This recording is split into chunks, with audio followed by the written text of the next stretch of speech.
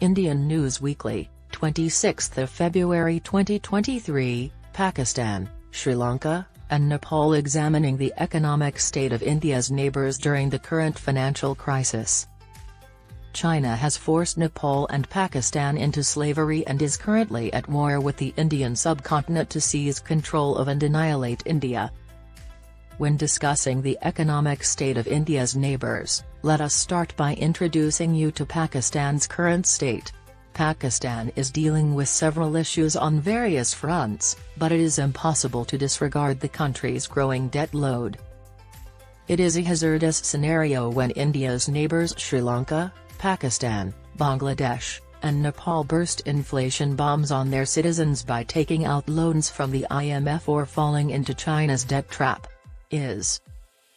These countries' current and future generations will face challenges due to this web of debt, and because of Chinese debt, the land of these nations may someday be annexed by the dragon. After learning of its expansionist intentions, India has occasionally assisted its neighbours from falling prey to China's plot.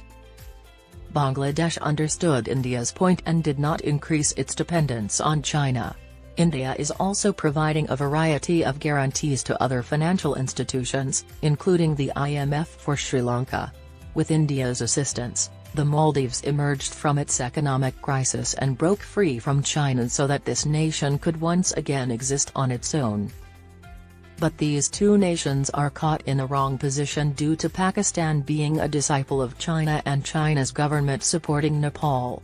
Because of this, America has also voiced concern that China might use coercion to profit from the debt that dragon is granting to India's close neighbours. When discussing the economic state of India's neighbours, let us start by introducing you to Pakistan's current state. Pakistan is dealing with several issues on numerous fronts.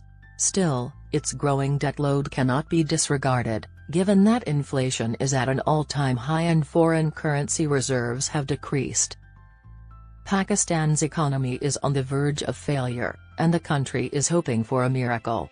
Pakistan is on the lookout for a savior to revive its struggling economy. It has also discovered its friend China in the shape of such a messiah, who has already provided the IMF with aid worth $700 million.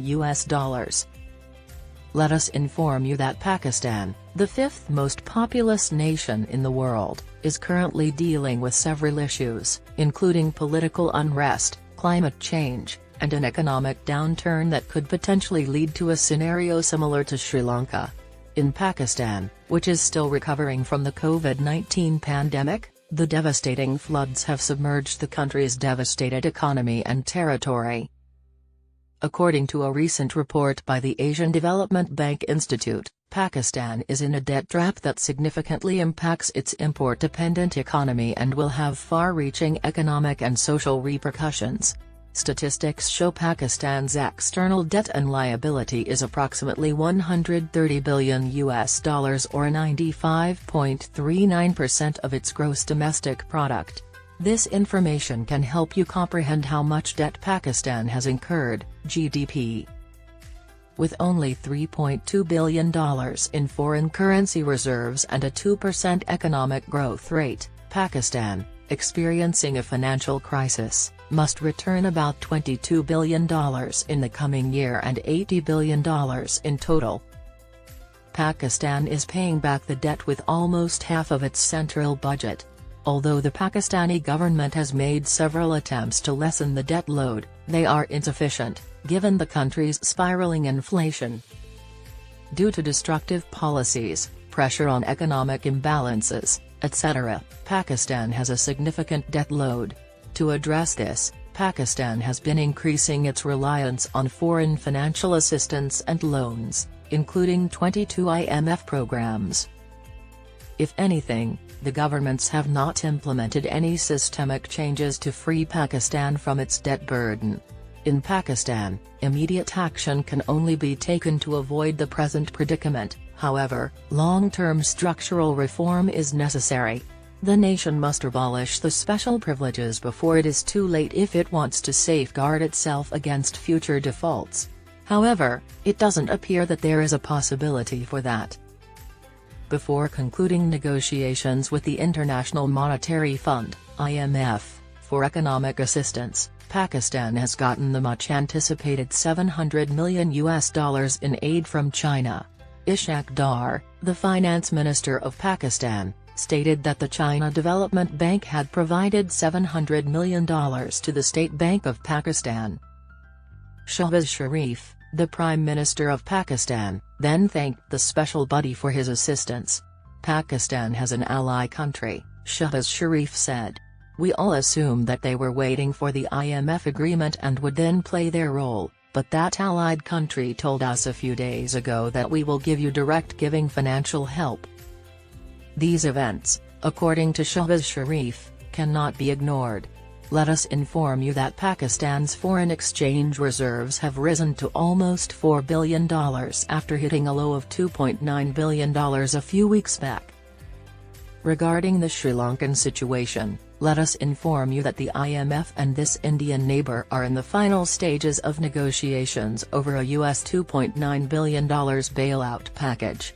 Sri Lanka has zero foreign currency reserves, which prevents it from importing anything from abroad and leaves it entirely dependent on aid from India and other nations. Due to financial constraints, local body elections cannot be conducted, according to the Sri Lankan Election Commission. Ranil Wickremesinghe, the president, has stated that he must restore the ailing economy. According to the Sri Lankan government, the absence of foreign exchange reserves is causing the economic crisis to worsening. However, if Nepal's government does not exercise extreme caution regarding debt trap diplomacy, it may be in a similar financial predicament to Sri Lanka and Pakistan. Aside from Pokhara International Airport, Nepal has recently finished two other significant projects, the Chabar Dry Dock in Kathmandu and the Gautam Budh International Airport in Bharahawa. All of these expensive initiatives are failing miserably. A project's business strategy conveys a terrible message to the global community and future generations if it is ineffective or set up without thorough planning. The danger is that when Nepal desperately requires investments in high-quality infrastructure, the nation's national debt could be too burdensome. Let us inform you that the government of Nepal can only collect a maximum of 256 billion Nepalese rupees, roughly $2 billion, as internal debt for the fiscal year 2022 to 2023. This choice to limit external debt has been made when many nations, including Sri Lanka, have trouble making debt payments. In such a circumstance, Nepali officials hesitate to accept loans from China. They ask Beijing for donations rather than loans for projects under the Belt and Road Initiative plan. The U.S. State Department has since stated that the U.S. is gravely worried about the potential for extracting coercive benefits from China in exchange for loans provided to India's close neighbors Pakistan and Sri Lanka. Before Indian Foreign Minister Antony Blinken's arrival, Donald Lu, Assistant Secretary of State for South and Central Asian Affairs, told reporters, "We have serious concerns about the potential for abuse of Chinese lending to India's neighbors. Let us inform you that from March 1 to March 3, Antony Blinken will pay for a 3-day official tour to New Delhi." According to Donald Lu, the U.S. advises nations in the region to take the initiative and resist outside pressure when making choices.